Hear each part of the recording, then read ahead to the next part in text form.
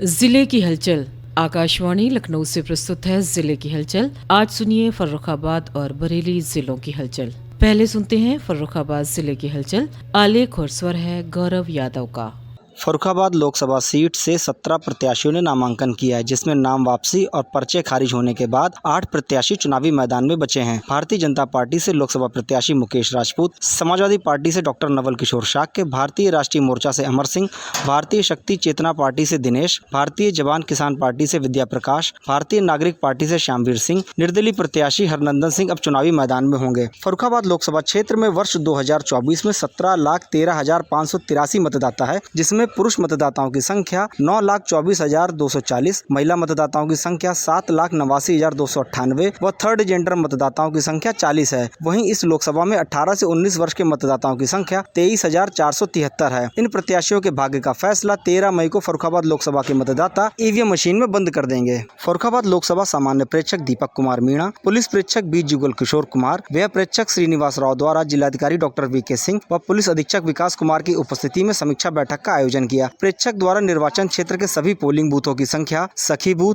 युवा बूथ, दिव्यांग बूथ की जानकारी प्राप्त की गई। प्रेक्षक द्वारा निर्देशित किया गया कि सभी मतदान केंद्रों पर बाउंड्री वॉल हो, सभी बूथों पर छाया व पीने के पानी की व्यवस्था हो, सभी एआरओ ये सुनिश्चित करे कि किसी भी बूथ पर कोई समस्या न हो। प्रेक्षक द्वारा सखी बूथ बढ़ाने के निर्देश दिए गए। मतदाता पर्ची का 100% वितरण हो। सभी प्रभारी अधिकारियों को प्रतिदिन निर्धारित प्रारूप पर रिपोर्ट प्रस्तुत करने के लिए कहा गया। जिलाधिकारी डॉक्टर वीके सिंह ने विशेष संचारी रोग नियंत्रण अभियान की समीक्षा बैठक की। बैठक में अभियान के तहत किए गए कार्यों की समीक्षा की गई। जिले में एंटी लार्वा ट्रीटमेंट बढ़ाने के निर्देश दिए गए। संचारी रोग से बचाव की जानकारी आशाओं द्वारा सही से नहीं दी जा रही है, इसके लिए एमओआईसी को चेतावनी दी गई। जिलाधिकारी द्वारा निर्देशित किया गया कि सभी अस्पताल, सीएचसी व पीएचसी में साफ सफाई अच्छी होनी चाहिए। कोई भी उपकरण टूटा फूटा नहीं होना चाहिए। सभी जगह ओआरएस और दवाइयों की पर्याप्त व्यवस्था हो। बैठक में मुख्य विकास अधिकारी अरविंद कुमार मिश्रा, ज्वाइंट मजिस्ट्रेट महेंद्र सिंह व संबंधित अधिकारी उपस्थित रहे। फर्रुखाबाद लोकसभा प्रेक्षक दीपक कुमार मीणा, पुलिस प्रेक्षक बी जुगल किशोर व व्यय प्रेक्षक श्रीनिवास राव ने सभी राजनीतिक दलों के प्रतिनिधियों व प्रत्याशियों के साथ बैठक की। बैठक में प्रेक्षक द्वारा अवगत कराया गया कि प्रत्याशियों को सभी परमिशन सुविधा पोर्टल से लेनी होगी। आदर्श आचार संहिता में रात 10 बजे से सुबह 6 बजे तक कोई प्रचार नहीं होगा। प्रचार होते पाए जाने संबंधित के खिलाफ एफआईआर दर्ज होगी। वाहन की परमिशन के लिए वाहन स्वामी की सहमति आवश्यक होगी। एक साथ किसी भी जुलूस में 10 से ज्यादा वाहन नहीं होंगे। सभी लोकसभा प्रत्याशियों का अपना आपराधिक रिकॉर्ड 3 बार प्रकाशित कराना होगा। व्यय लेखा प्रस्तुत करने की तिथियां निर्धारित हो गई हैं। किसी भी समस्या के लिए प्रत्याशी प्रेक्षक से संपर्क कर सकता है। प्रत्याशी अपना खर्च व्यय सीमा के अंदर ही करें। भारतीय जनता पार्टी द्वारा आयोजित महिला सम्मेलन में कैबिनेट मंत्री बेबी रानी मौर्य फर्रुखाबाद पहुंची। बेबी रानी मौर्य ने महिलाओं को संबोधित करते हुए भाजपा के पक्ष में वोट देने की अपील की। फर्रुखाबाद से भाजपा लोकसभा प्रत्याशी मुकेश राजपूत को जिताने के लिए महिला सम्मेलन में अपील करते हुए कहा कि प्रधानमंत्री नरेंद्र मोदी ने गरीबों, वंचितों, महिलाओं, युवाओं, किसानों सभी को साथ लेकर काम किया है। सभी को किसी न किसी रूप में लाभार्थी बनाया है। फर्रुखाबाद सामान्य प्रेक्षकों ने लोकसभा चुनाव के लिए पोलिंग बूथों पर तैनात किए जाने के लिए माइक्रो ऑब्जर्वर का रेंडमाइजेशन किया है, जिसमें 190 माइक्रो ऑब्जर्वर का रेंडमाइजेशन को उनका विधानसभा का आवंटन किया गया है, जिनका प्रशिक्षण सेंट एंथनी स्कूल में होगा। दिव्यांग मतदाताओं एवं 85 वर्ष से अधिक आयु के मतदाताओं को मतदान हेतु डाक मतपत्र के माध्यम से मतदान कराए जाने हेतु जोनल मजिस्ट्रेट, पीठासीन अधिकारी, मतदान अधिकारी, वीडियोग्राफर तथा माइक्रो ऑब्जर्वर को दिए जा रहे हैं। प्रशिक्षण का निरीक्षण किया गया व आवश्यक दिशा निर्देश भी दिए गए। फर्रुखाबाद जनपद में जिला प्रशासन, स्कूली बच्चों व एनजीओ द्वारा मतदाता जागरूकता के विभिन्न कार्यक्रम संचालित किए जा रहे हैं। स्कूली बच्चों द्वारा मतदान बूथ की प्रदर्शनी, नुक्कड़ नाटक, छात्र श्रृंखला, मतदान शपथ कार्यक्रम व मतदाता भाग्य विधाता जैसे कार्यक्रमों के माध्यम से लोगों को मतदान के प्रति जागरूक किया जा रहा है। मुख्य विकास अधिकारी अरविंद कुमार मिश्र ने बताया कि मतदाता जागरूकता के लिए हमने यूथ आइकन, दिव्यांगजन आइकन, थर्ड जेंडर आइकन बनाए हैं। यह लोग मतदाता जागरूकता के कार्यक्रम को आगे बढ़ा रहे हैं। मतदाता जागरूकता अभियान की अनोखी पहल जिला कारागार फतेहगढ़ में भी देखने को मिली। जेल में बंद लोगों से मुलाकात करने आने वाले लोगों को मतदान के प्रति जागरूक करने के लिए मुलाकाती मोहर पर कल को अच्छा बनाएं, मतदान अवश्य करने जाएं, टेक अ पोल जैसे स्लोगन की मोहर लगाई जा रही है। जिला जेल अधीक्षक भीमसेन मुकुंद ने बताया कि इस तरह के कैंपेन से मतदाता जागरूकता अभियान को नई दिशा मिलेगी और मतदान प्रतिशत में बढ़ोतरी होगी।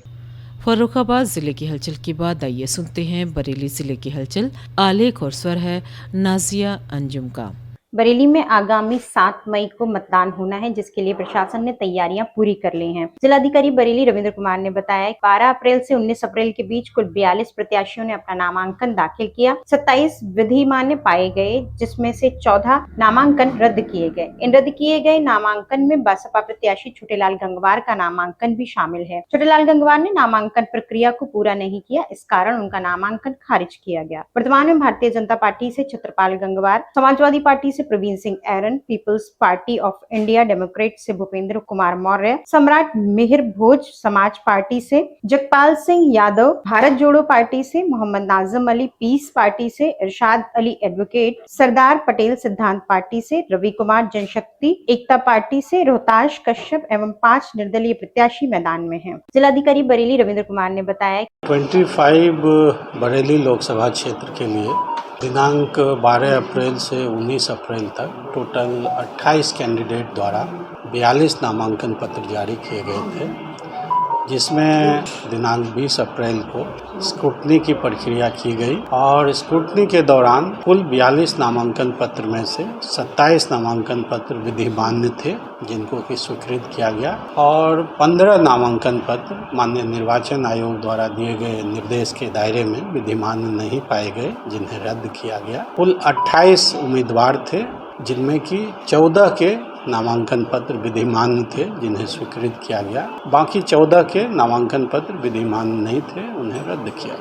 जब हौसला बना लिया ऊंची उड़ान का, फिर देखना फजूल है कद आसमान का। ये पंक्तियां बरेली की रहने वाली प्रिया पर सटीक व्यक्ति हैं। प्रिया ने शारीरिक मानसिक संघर्ष के बीच अपनी जिजीविषा से सभी को चकित कर दिया। उसने हादसे में अपने दोनों पैर और एक हाथ गंवाने के बाद इंटरमीडिएट की परीक्षा में पहला स्थान प्राप्त किया। 10 अक्टूबर 2023 को सीबीगंज के रहने वाली प्रिया के द्वारा छेड़छाड़ का विरोध करने पर शोहदे ने उसे ट्रेन के सामने धक्का दे दिया था, जिससे उसके दोनों पैर और बायां हाथ कट गया। 3 महीने तक मौत से जंग लड़कर प्रिया जब घर लौटी तो उसकी परीक्षाएं सर पर थीं। शारीरिक विषमताओं के बीच प्रिया ने अपनी परीक्षाओं की तैयारी शुरू की और परिणाम आने पर परीक्षा में 67% अंक प्राप्त किए, जो प्रिया के लिए किसी जंग जीतने के बराबर था। प्रिया स्नातक के बाद IAS बनना चाहती है और अपने माता पिता का नाम रोशन करना चाहती है। बरेली में जैसे जैसे चुनाव नजदीक आ रहा है, वैसे वैसे चुनावी पारा ऊपर चढ़ रहा है। सभी दल, चाहे सपा हो, बसपा हो और या भाजपा